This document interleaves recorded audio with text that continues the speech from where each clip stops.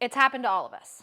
It's late at night, you promised yourself you'd go to bed early today, and yet there you are, doom scrolling on your phone, getting the little TikTok indicator that tells you, hey, you've been at this for a while, shouldn't you go to bed? And you're just ignoring that. I've been there too. But I happen to be a PhD level behavior change expert.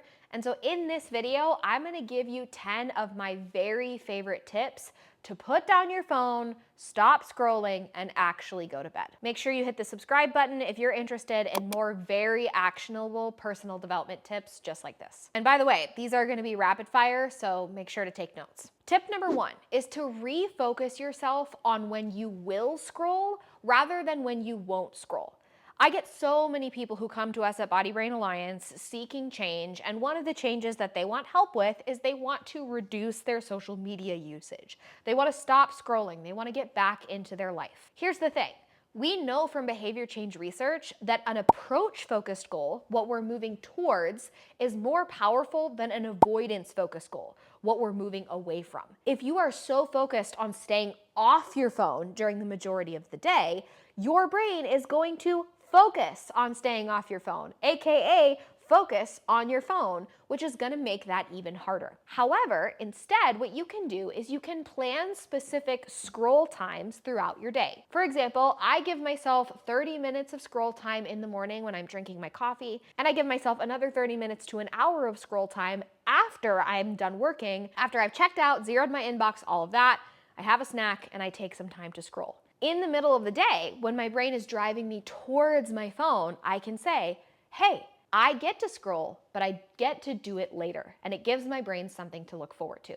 That brings me to tip number 2, which is to plan something for the time where you normally do scroll if you don't want to scroll during that time anymore. So for me, that's when I go to bed at night. That period between 8-ish and 11 p.m. is when I am so vulnerable to being sucked into my phone when I don't want to be. So what do? I think about activities that are going to fulfill the same needs as scrolling that I can actually do during that time. A lot of people, when we're setting up a bedtime routine like that, tend to focus on the things we should be doing. But if meditation makes you miserable, don't tell yourself that you're gonna avoid scrolling, something that makes you happy, and instead you're gonna meditate, something that makes you miserable. That's a recipe for you not following through. Instead, maybe you move from scrolling to playing video games, or maybe you move from scrolling to taking a super relaxing, amazing self-care bath where your phone is on the opposite end of the room. Planning specific fun activities for those moments when you normally dive into your phone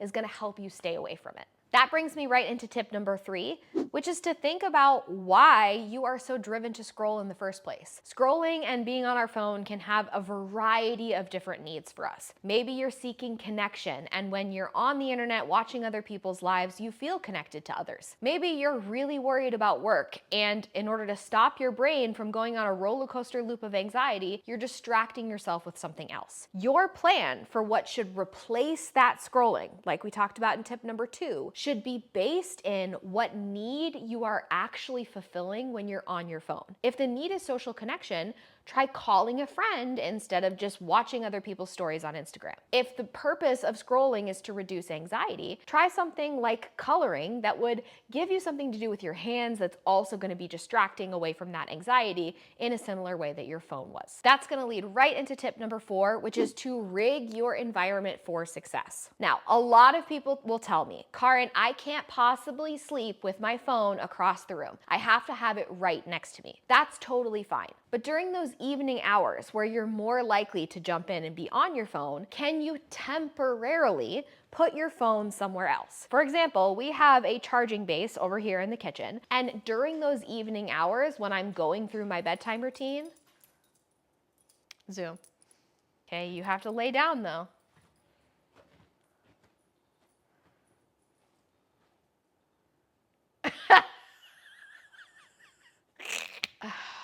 Buddy, I need you to, Ready.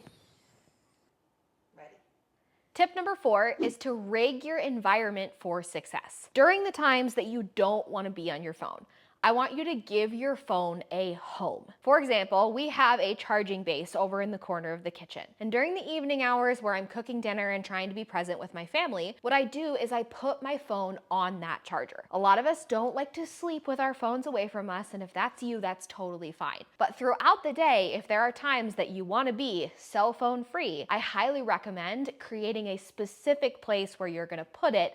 That way your environment is a physical reminder of where your phone is supposed to be. Tip number 5 is to leverage technology. Now you probably know this, but iPhones actually have a setting so that you can have certain apps be available and unavailable at certain times. If you're like me, though, that might not be enough for you. In which case, and this isn't a sponsored video, by the way, I would highly recommend looking into the app Opal. You download Opal, you set your restrictions, and it will actually physically lock you out of apps like Instagram and TikTok whenever you decide it needs to do so. There is no way to break through the app, and it has been super helpful for me for helping my own phone usage go down. Tip number 7 is a little bit of an unconventional one. I highly recommend you do a social media fast or cleanse at some point during the month. Now, typically, I don't love those words. I don't use them, especially when it comes to food. But when it comes to technology, I actually think taking specific designated periods off can be really helpful. For example, every single Friday, I take 48 hours off of social media completely. Last year, I actually spent a full month away from social media, and it was one of the best things I did for my mental health all year long. Having a time like that where you essentially go cold turkey can help reset your relationship with your phone and can really make a big difference. Tip number 8 is to tap into your future self. I want you to think about the person that you're going to become. I want you to think about the person you want to be in 3 or 6 or 9 or 12 months from now. What is that person's relationship with their phone, and how does it differ from yours right now? Now, if you're like, Karin, I have no idea who my future self is or what that person is like, I have a free masterclass for you. It's called Future Self Map, and it's gonna help you identify the habits and the values that that future self is focused on and really give you clarity on how to actually get there. So make sure you check it out. Tip number 9 is to track your progress and celebrate. We know from a ton of behavior change research that celebration and focusing on what's going well is a key thing that's gonna help you stay committed to the process like everybody recommends you do. This is especially important when it comes to cell phone usage. A lot of times we think it should be easy to just put down our phone, but we need to remember that we're working against entire teams of psychologists at large companies like Meta, whose only job is to figure out how to keep us absolutely connected to that app at all times. That is no easy feat to overcome. And so when we do make progress, we need to celebrate. And finally, tip number 10 is to hold a ton of compassion for yourself. I've been there.